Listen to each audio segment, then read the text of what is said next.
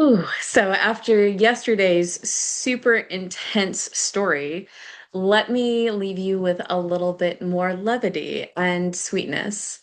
So at age 5, my brothers were 3 and 1. And I am very blessed to have been raised by such a loving mother. She is not a massage therapist, but she would always give us like massages and tell us stories before bed. And then my youngest brother, he was a preemie, and it took a lot. And I've always been a helper. I've always been really nurturing. And so I began giving massages and telling my little brother stories every night before bed. And I just I had this belief when I was 5 years old that I was such a big spirit that I could hold the whole world's pain as well as my own so that no one else would ever have to hurt. Now, I know this, I said this is a sweet story, and it is because that's just a heart. It's such an exemplification of how I've walked through the world because I don't want other people to have to be in pain. And as I aged, like, I'm like, I don't want other people to experience the same kind of pain as me, mentally, physically, whatever. Um, but I had this beautiful childhood, and I had a natural gift energetically to take away people's headaches and stomach aches. Unfortunately, what I didn't realize, I was taking that energy and I was putting it into myself and like literally taking on people's pain. Um, which is not really, I feel like, a consensual thing. Like people need to be able to deal with their own pain, which is why I love being a coach because then I can help facilitate people being empowered to be able to navigate their own stuff and not taking it on myself, which is much healthier to do and in higher integrity. Um, but yeah, God, I had such a great life as a kid. I loved being a big sister. And we were so blessed as kids to be able to grow up on this 15-acre farm in Olympia. And God, what fun we would have. We had a garden and we had like this like I think it felt like a 30-foot like boat. Like maybe it was only 25. I don't know. But my grandpa and dad, I don't remember how old we were.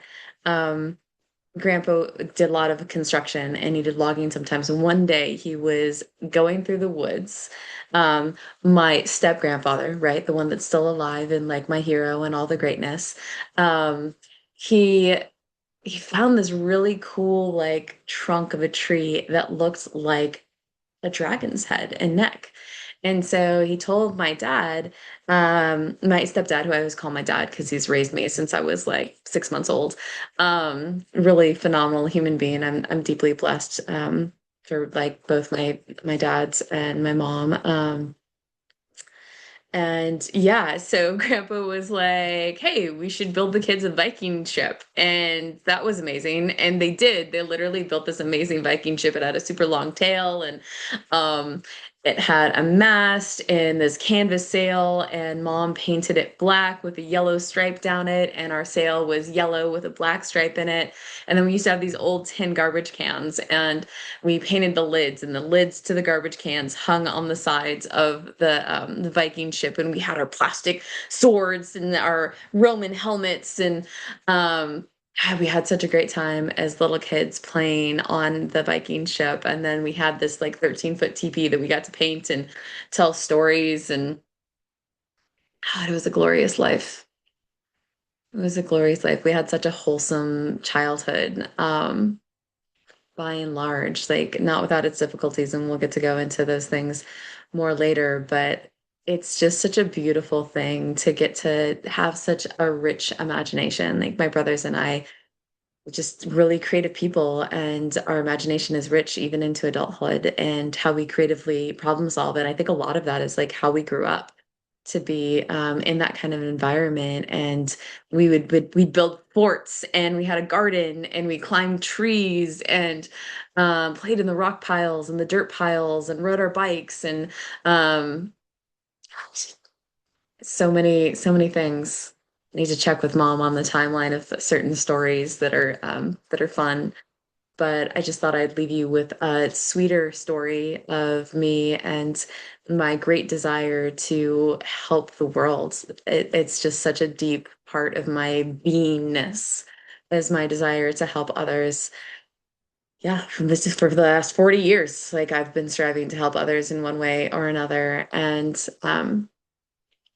it was so fun to have such a beautiful, respectful childhood with my brothers. And yeah, it's definitely like a really beautiful part of my life. I enjoy looking back on um, from from 5 to 13 probably, and then things get a little more squirrely. But so we had a pretty decent run in there. Teenagers get a little crazy sometimes, I think, but um, yeah. So more stories coming your way, trying to keep them relatively short. Um, in regards to helping your children with imagination, I am a former Waldorf school teacher, so I think finding anything within the Waldorf curriculum is really great. For kids' imaginations, there's a lot of really fantastic apps out there, and like training your Instagram algorithm for interactive activities to help your kids with imagination is fantastic. Um, yeah, just play. And if you don't have kids, remember to indulge your inner child because we're still in there. We still have our inner child inside. And the more that we can have levity and play and love ourselves, the better that life becomes. So just figuring out how you can bring creativity and play back into your life is really healing. And it's something that I also integrate into my coaching practice for confidence. Um, so yeah, stay tuned for more. I'll see you tomorrow.